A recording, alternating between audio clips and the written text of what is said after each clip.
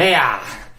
尊敬的战友们好，今天你们健身了吗？哎呀，不管你们今天健不健身啊，面具人我今天就边健身边跟大家讲节目啊，欢迎收看今天的面具人呐。观众朋友们，面具人在这里要向大家宣布一则令人心里面备受打击的消息，那就是我们的灭共战友最近很是不顺呐。标题你们也看了，咱们先来说一说战友啊，郭文贵先生这个事情呀是比较令人震惊的。朱利安尼的事情标题你们看了吗？咱们等一下再说，这个更重要，因为朱利安尼涉及的事情问题更严重啊。这里面有惊天大阴谋的，先来讲一讲郭文贵先生啊，就是外面有消息说郭文贵先生孕了，那这个事情可是非同小可啊，这中间是不是有什么误会呢？是不是有什么冤屈呢？毕竟嘛，这么严重的事情咱们可不能乱讲啊，那这究竟是怎么一回事呢？谁报道的这个事情呢？那我们肯定要先看看报道这个事件的人他是否可靠啊，我们要先看看他的来路，否则呢，因为他的造谣报道导致了别人面临法律风险，那肯定是不合适的。那报道这个事件的人是一名美国的记者，那这个记者的来头可大得很呢，是一个非常专业的记者，参与过很多国际重大事务、重大犯罪的调查、撰写报告、报道。简单的来介绍一下这个美国老哥啊，他的名字叫做丹尼尔·霍普希克，是资深调查记者，专长和秘密情报机构的相关报道。也有人点评说他是阴谋论者啊。80年代的伊朗门事件，他当年的调查报告被认为是最有理有据的。那霍普希克是疯牛早报的发行人，他定居在佛罗里达州的威尼斯，而且呢，他这职业生涯当中呢，进行了许多的调查，尤其是对穆罕默德阿塔进行了曝光。他观察到穆罕默德阿塔的生活方式与他声称的他是严格的穆斯林这一特征与官方说法不符，也就是说，这个穆罕默德阿塔并不是一个严格的穆斯林。那这个报道当时啊也是轰动一时，是真事儿，证实了这个穆罕默德呢就是当年911的恐怖袭击分子之一啊。其实呀，调查刑事类的他还有报道过非法暴力，也是霍普希克的一个大焦点。他会深耕研究不见底的美国深州，也就是说一些州的深层地方啊。自从2003年左右以来呢，他一直就在积极的记录一些令人难忘的情节，尤其是在关注公司媒体或者是地方审查的一些故事，其中包括2006年的墨西哥 DC-9 半身像，该 DC-9 携带超过5吨的把这个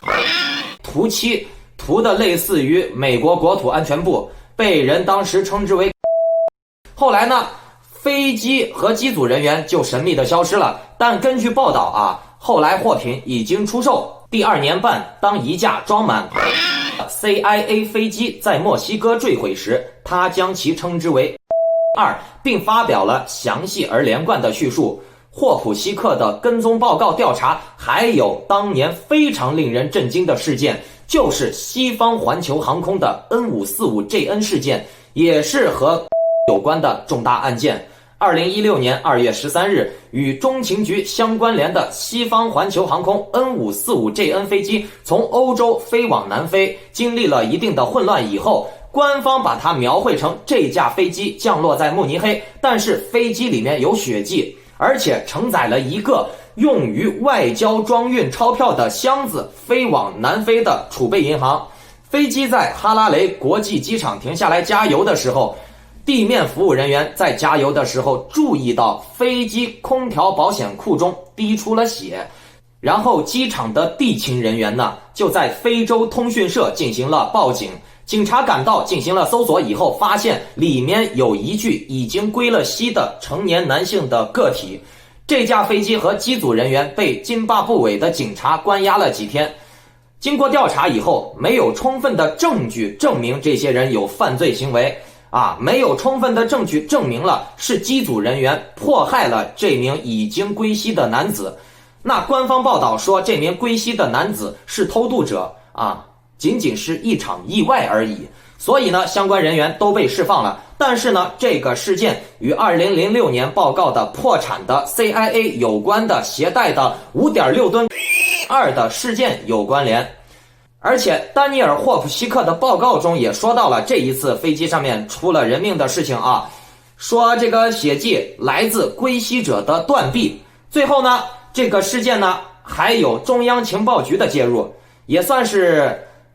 比较大的事件了。那么面具人在这里只是给大家简单的介绍一下，这个霍普希克呀也算是一个挺有资历的老记者了，年纪也不小了，并且呢，面具人我为啥觉得这个人还是有一定的可信度啊？因为这个记者的调查是基于人身安全呀、国土安全呀这些人身民生安全的角度来出发的。他的报告当中啊，他调查的新闻当中啊，没有什么明显的政治立场、政治倾向，不搞什么政治斗争，他也不是政治打手，他并没有说我一定要支持共和党，我一定要支持民主党。那么他调查的都是和维护世界和平有关的话题，尤其是在美国大选这种敏感的时刻啊。那面具人我觉得这种不涉及政治斗争的报道，对老百姓安危有关的记者和话题还是可以看一看的。那这名记者他究竟是怎么报道郭文贵和班农的事情的啊？咱们先看报道啊，然后呢咱们再来分析。不偏不倚嘛，咱们不能造谣嘛，咱们只是关注事件的发展。他的这个报道啊，从班农被捕一直报道到郭文贵的手下把黄河边家里面出来的那个人给揍了啊，反正是前奏铺垫的很长，报道的也挺杂。但是呢咱们来说一下黄河边家里面出来的那个人被打了，面具人我觉得没毛病啊。为啥呀？首先黄河边参加了很多民主反共的联盟，和吴建民的关系也挺好的。你看黄河边一把年纪了，他逢共必反呀，对不对？天天骂共产党呀。但是呢，你看黄河边这个人啊，他逢年过节回个国，回去转悠一圈，然后呢，在国内的大院里面还有专用的绿色网络，在国内能够安然无恙的翻墙，然后呢，在北京大院里面或者是哪个大院里面继续骂共产党，他也没事儿，直播继续骂共产党啊。这还不算啥，他还能在疫情期间呢有绿色通道回国啊，有绿色通道再出国。这是一般人哪有这个待遇呀，对不对？一般人敢这么玩，骂两下共产党他早就完蛋了，更别说今天进来了明天出去了，对不对？那一般人早就被国保抓起来了嘛，对不对？那黄河边家里面出来的这个被打的人呢，根据他自己的描述说他的牙也被打掉了，他的眼睛眶也被打骨折了，听起来比较严重，对不对？那大家可能很奇怪，当时为啥要打他就是因为他当时抽烟故意往人家脸上吐烟，那这在疫情期间呢，显然是算一种攻击行为了，对不对？你这个行为非常的不安全，你威胁到人家的健康安全了，威胁到人家的人身安全了，那人家还手也是有一定的原因的。当然了，具体谁的错误大一点，谁的责任小一点，要看他们告上法院，法官怎么判啊。那这个霍普希克还报道了班农腐败被抓的事情，但是呢，那都是之前几个月的事情了嘛。那霍普希克报道了这么多，也就是为接下来的重头戏做铺垫的。观众朋友们重头戏来了就是他说郭文贵班农的事情准备好了你看他是怎么报道的。2019年6月16日晚上，由于特拉华湾的天空变得阴沉，一艘集装箱船一直向费城港口航行，它是世界上第2大的，也是世界上最新的一批 ULCV 超大型集装箱船，船上装有20吨，分别装在7个单独的容器中。这么庞大的容量也使它成为美国历史上第2大毒枭跨国犯罪案件。执法机构德高望重的发言人帕特里克·特纳说，这是一个几乎超出理解范围的数量，这批的价值超过13亿美元。他表明，这笔款项很可能是由一家跨国公司与跨国有组织犯罪集团合作转移运输过来的，所涉及的组织或者网络必须有能力筹集资金购买20吨，并且迅速批发分发，然后在收益返还时把这些钱洗掉，并且迅速分配。整个环节必须万无一失，而且要高效的运转。然后呢，这个记者就说郭文贵有参加游艇俱乐部，郭文贵有钱，所以呢郭文贵就有嫌疑。这基本就是这个霍普希克报道的论据。那面具人我看到这里的时候啊，我就觉得所有的事情有关联，但是呢这个关联点是非常生硬的，因为你不能说郭文贵先生有一定的资金实力啊，他是亿万富翁，然后呢班农之前也犯过法，所以他以后也会犯法。然后呢郭文贵又有游艇，又对海运比较熟悉，然后郭文贵又有钱，你就能断定郭文贵干这个事情。然后你因为郭文贵他有自己的粉丝群体，他有自己的喜马拉雅国的这个居民，然后你就断定郭文贵有钱有能力对海上运输懂，然后呢随便一个罪名什么啥的就能扣到郭文贵先生头上，对不对那郭文贵因为有自己的人脉网络，他就可以分发赃货了。那郭文贵怎么不能去搞批发衣服、批发糖果呢？他为什么要去批发呢？对不对？你这一切的论点有点太生硬了，太夸张了。你说郭文贵搞这个事情的可能性有没有？有，但是呢没有发生，你也没有证据，对不对你不能把它作为实锤。那按照这个记者说的这种思路那符合条件的人太多了，对不对在美国有个什么协会有个粉丝群体又有船然后又是亿万富翁又对海上运输懂的这种人太多了，你给他头上套这种东西太生硬了。就算是郭文贵有嫌疑，你可以调查对不对？走法律程序嘛，人正不怕影子歪，对不对？咱们就查下去。这个事情呢，面具人我只是觉得这个记者调查的有点太生硬了至于他调查的准不准，咱们也不下定论我个人更倾向于有点生搬硬套，但是咱也不能排除他的这个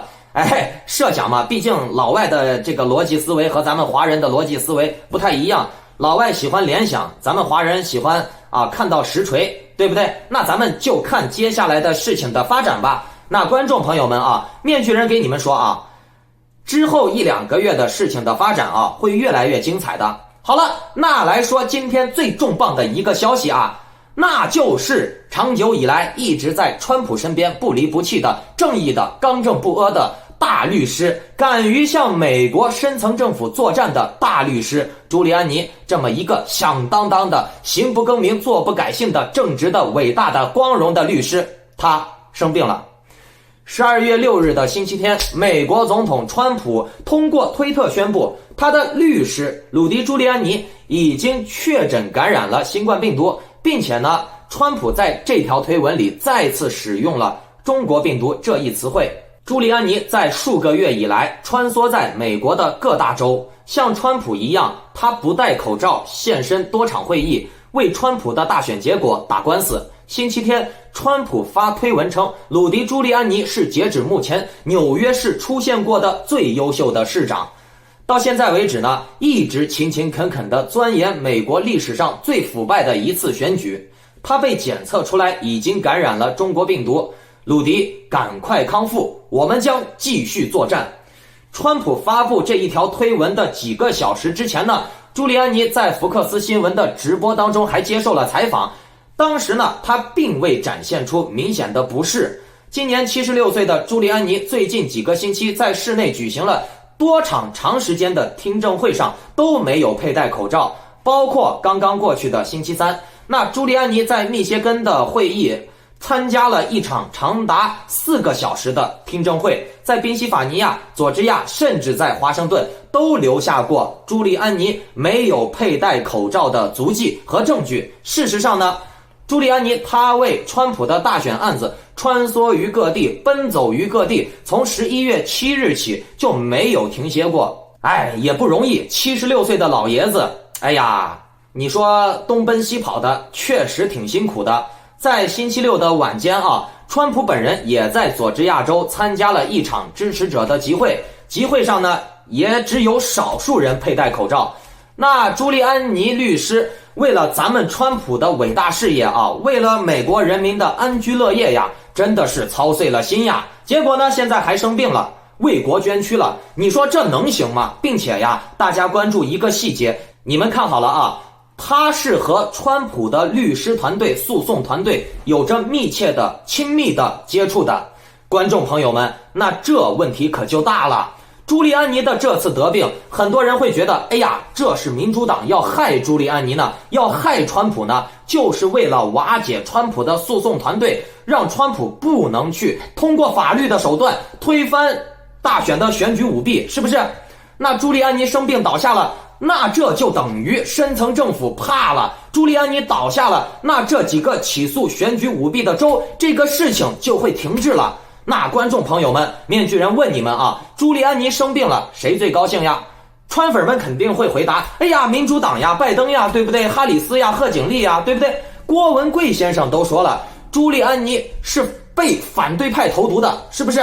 哎呀，这今天怎么讲的话题都跟毒有关呀？哎呀呀呀呀呀！但是呢，这确实是大事呀。其实呀，此类的话题，面具人我一般是不愿意讲的。但是呢，就面具人我个人来看啊，朱利安尼倒了，对美国来说不是好事儿，但对川普团队来说未必是坏事，并且呢，对咱们华人来说啊，能够涉及到美国政府高层的，比如伦系列呀、大富翁系列呀来说呢，那绝对是好事呀。观众朋友们，你们仔细想一个逻辑嘛，川普从大选结束后到现在啊，他一直依靠着朱利安尼这种文斗派来帮自己翻盘，他想要通过朱利安尼的笔杆子诉讼呀、法律战呀来扭转败选的局势，这是朱利安尼啊。那么前几天呢，川普也转发了咱们华人智囊团的推文伦系列的推文嘛，面具人我当时也报道了。那观众朋友们啊，你们也知道咱们华人信奉的是什么？暴力革命，对吧？推翻选举，在美国叫嚣美国内战，消灭民主党，抓捕反对人士，武装起义，拿起武器走上街，军管戒严，这些都是咱们华人呼声最高的声音，对吧？那朱利安尼要是律师，他想通过法律手段来推翻选举结果，那朱利安尼他是文斗派，那咱们华人呢，这些号召着军变、军管、戒严的咱们华人谋士啊，就算是武斗派了，你们知道吗？但是呢，朱利安尼倒了以后，川普的后盾就剩什么了啊？几乎没有了，那就剩咱们这些华人谋士了，对不对？就剩轮子和大富翁了。这个朱利安尼倒下啊，是一个标志性的转折点，大家记住了啊。面具人个人认为啊，朱利安尼的倒下代表川普的选举之路可能会从文斗变为武斗了。老朱呢，毕竟是在美国的价值观之下长大的，他和华人的道德观还有道德底线、行事风格都是不一样的。而且呢，朱利安尼也是几十年的老律师了，他的职业本能呢，也是让他喜欢搞文斗、搞法律战啊。和咱们华人不一样，咱们华人是在丛林法则生长起来的。咱们华人只信奉暴力原规则，讲什么道理打什么法律战呀？老子有枪，老子就是王法；老子有力量，老子把你打趴下了，老子就是有理了。现在美国白宫呢，很显然呢是被华人文革粉搅屎给搅进去了。那朱利安尼这种文派倒下了以后，川普很可能会顺水推舟，把矛盾激化到下一个阶段，制造出什么谋财害命的严重事件，然后呢再把这些事件甚至升级成为血色矛盾。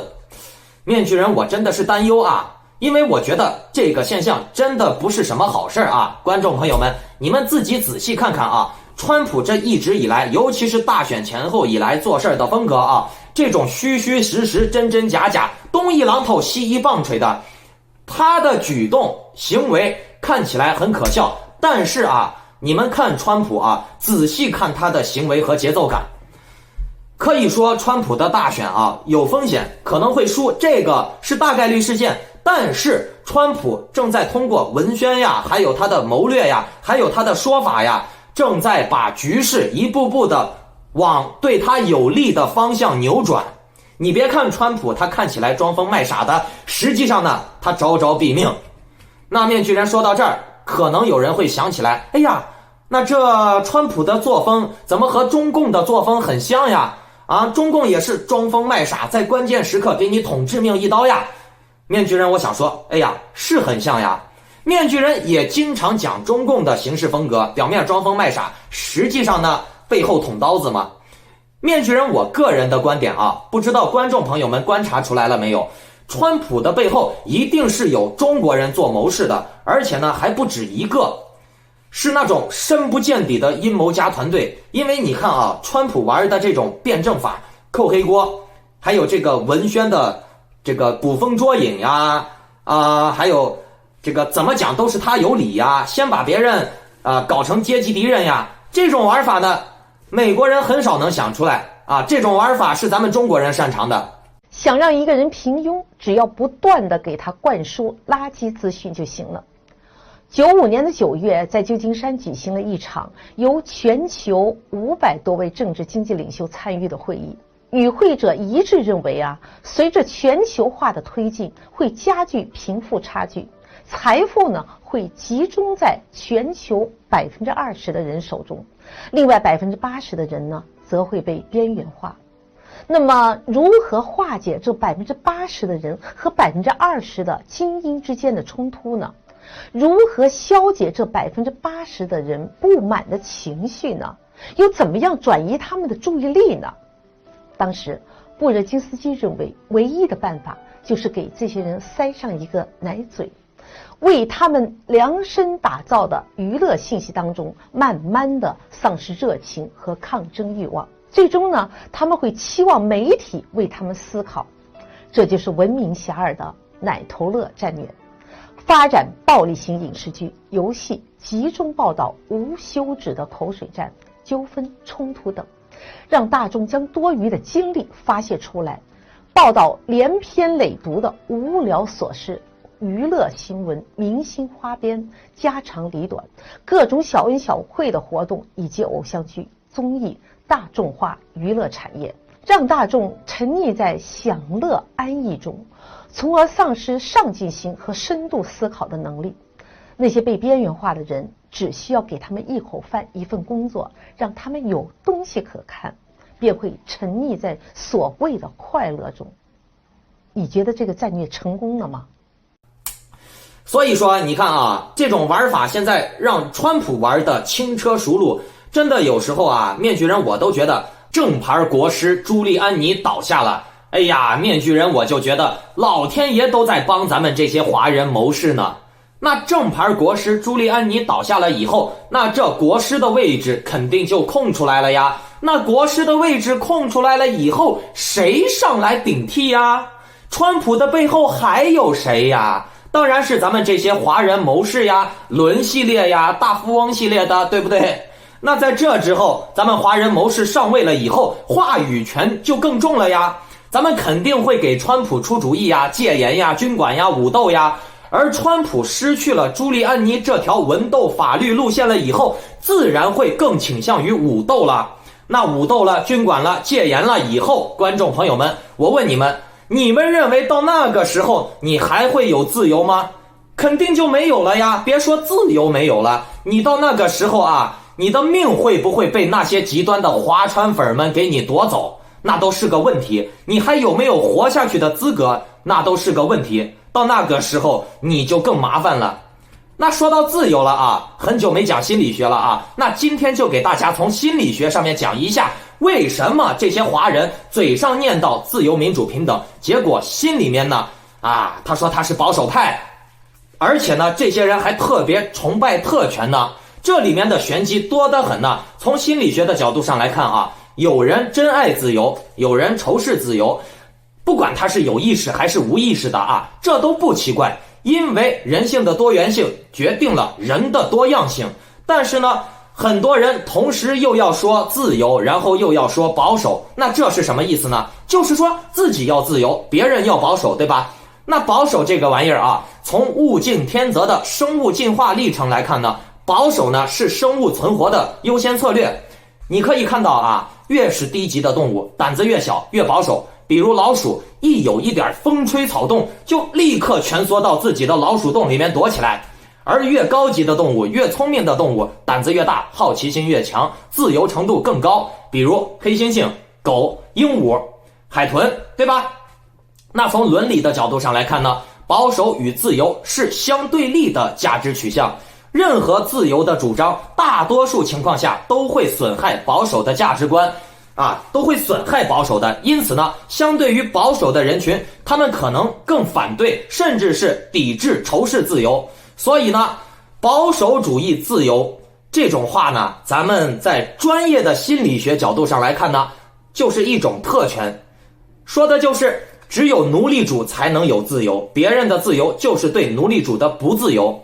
就是对奴隶主的侵犯。举个很简单的例子啊，一个保守主义者，他认为自己是非常棒的，非常完美的，别人对他的任何观点、任何点评、任何建议都是一种冒犯，哪怕这个观点和建议或者是这个人做的事情都是客观存在的事实，那这个保守主义者他也不允许别人说他任何话，那这很显然就是限制了别人的言论自由了，对不对？或者说别人的言论自由对这个保守主义者带来了所谓的损害了，对不对？那你们自己仔细看看啊，他一边说要保守主义，一边说要自由，那自由了以后又不让别人说，只能他说，别人说了以后，别人有任何跟他不同的意见，那就是侵害他、侵犯他。那这些所谓的保守主义划船粉，他们是不接受任何不同的意见的。所以呢，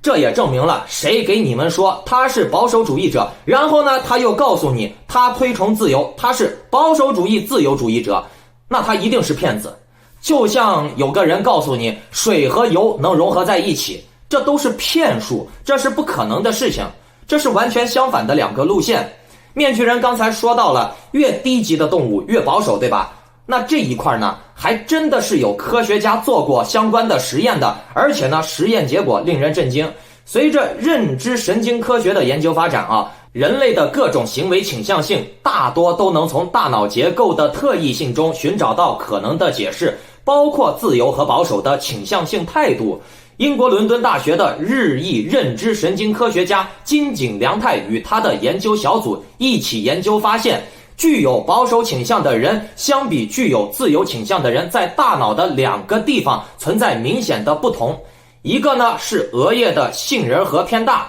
一个呢是前额叶扣带灰质的部分偏小。前者呢是促使保守倾向的人在面对同样刺激的状况下有更强烈的情绪反应，后者呢是有保守倾向的人更难以理解模糊的知识。也就是说，保守主义者的额叶杏仁核偏大，他的这个情绪更容易激烈，然后呢，保守主义者的前额叶扣带回的灰质部分偏小，也就是说这一块导致了保守主义者他难以有多元化的认知，难以对模糊的事件进行这个更多的想象，他喜欢这个照猫画虎的刻板的这种经验主义的认知。因此呢，在同样感受到冒犯的情况下，保守倾向的人更容易愤怒，因为他的情绪器官比较大，同时呢他又更难以理解复杂多维的解释。这也可以理解为什么保守的人无论是在政治上、宗教上、生活方式上的保守，都会反映出相应的特质来。他们更容易也更愿意接受用简单的方式来概括这个世界，他们更容易也常常表现出爱憎分明、道德感爆棚出来，更容易被别人激怒、情绪化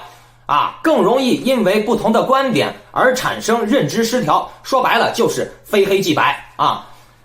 那么保守主义者显然呢，用简单的方式能够帮助他们节省大量的认知资源。例如，传统上把人类的性别区分为男性或者女性，简单明了，无需耗费更多的认知资源来区分鉴别性别。但如果把人类的性别区分为多元化的，像 Facebook 在美国的注册页面区分了性别的倾向有56种之多，比如说你喜欢什么样什么样什么样什么样的类型的，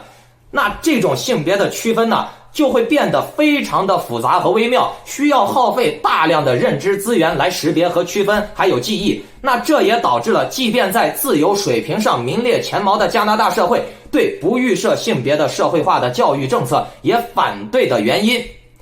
保守的人群更容易也更愿意接受简单的性别划分，而致力于性别多元化的支持者显然是更多的那种自由主义的实践者。而保守人群的道德感更强烈，也使他们对维护某种传统的价值观教条更加的坚定，对违反他们所捍卫的传统价值观教条的人群更加愤怒和充满敌意。例如美国历史上，无论是刺杀林肯总统还是刺杀马丁·路德·金